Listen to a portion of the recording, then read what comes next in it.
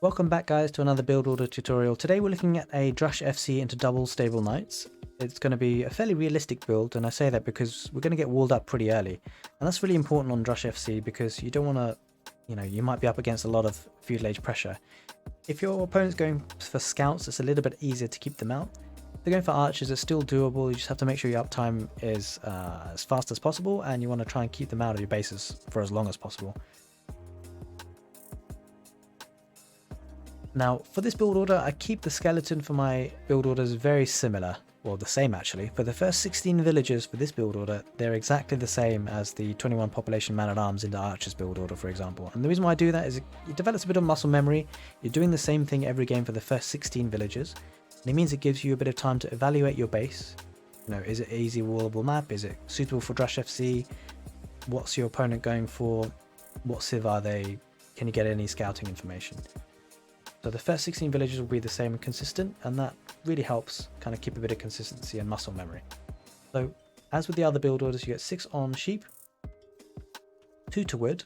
Now the next villager is going to grab the boar. Now the next villager after that is going to go to wood, the next 2 villagers actually, so you have 4 on wood. Of course you don't have to shoot the boar with a TC, just the way I like doing it sometimes saves a bit of HP on the vills. Just do it however you're comfortable.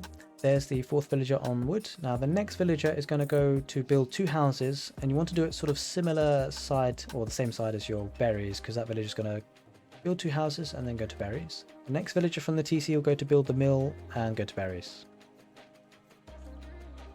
Or drop your villagers from the TC because you need to keep your TC running, and then you need a bit of food for that. Now, once your villagers come out to go to the mill, the next villager from the TC will need to go towards the second boar.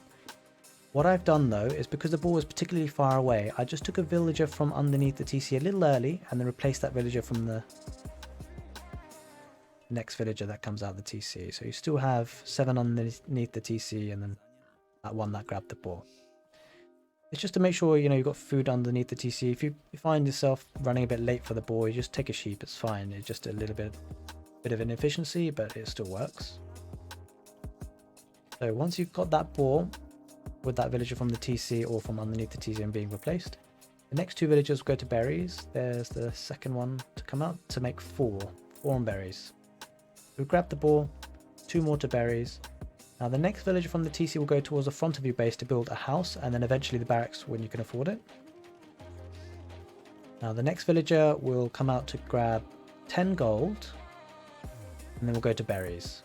So the next villager 10 gold and then go to berries. The next villager after that will go to start walling up as well. So now you've got 2 villagers walling up your base. We're at about 7 minutes in game. We want to try and get as walled up as quickly as possible now because we need a bit of time to do that, and we want to keep any Feudal Age pressure out. So once that villagers come out to start building the walls, the next 4 villagers will come out to your wood line. You started off with 4.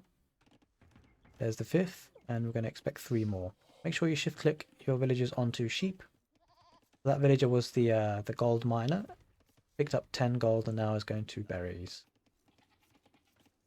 Keep building walls with this villager that built the barracks, and obviously queue up your militia from your barracks once you've built it, and they'll go forward to cause a bit of pressure early on.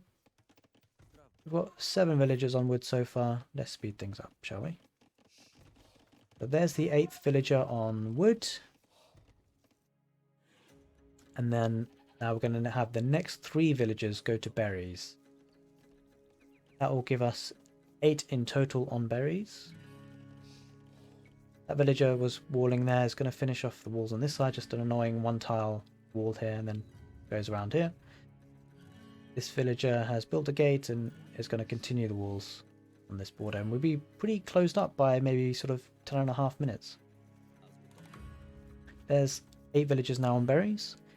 Now the final 3 villagers before you click up will go to gold. Once the food underneath the TC is all gone, you shift click these villagers to a straggler tree, build your mining camp, and you start dropping farms as soon as you can afford it with these villagers on stragglers. Bit of a delay here obviously because I'm fighting on the front, so we kept our rush active for a bit, but kept them on stand ground so I can come back and sort this out. So the last 3 villagers would come to gold. We preemptively click loom so there's no idle time, and then we'll get Feudal Age researched as soon as we can afford it. Okay, we're fighting again on the front. Should be able to get a Vil pick here. Not taking any unnecessary fights. Yep, get a Vil there. Okay, click Feudal Age. We're gonna keep dropping farms when we can. These 2 villages that were walling will go to wood. So yeah, a bit inefficient because I was fighting up front. But as soon as you can afford it as well, you're going to take 3 villagers from berries to build 3 farms as well. So you'll have in total 11 farms and 5 villagers on berries. Now, we're well on the way to Feudal Age. Okay, so now that we've just hit Feudal Age, what we'll need to do is take the villagers from berries, 2 of them, to build the stable and the blacksmith, and the remaining 3 go to wood. We would have queued up 2 villagers from the TC, of course. Those 2 villagers would go to gold. And if we can, we keep fighting with our, well, militia and scout. But of course, because with the Bulgarians, they are man of arms right now. They get the free upgrade, but you won't get that with the other civs. Okay, now that blacksmith's done, we get the 2 villagers to build the stable, and then we click up. Okay, now those 2 villagers will build another stable and another 2 houses, and then they will eventually go to gold.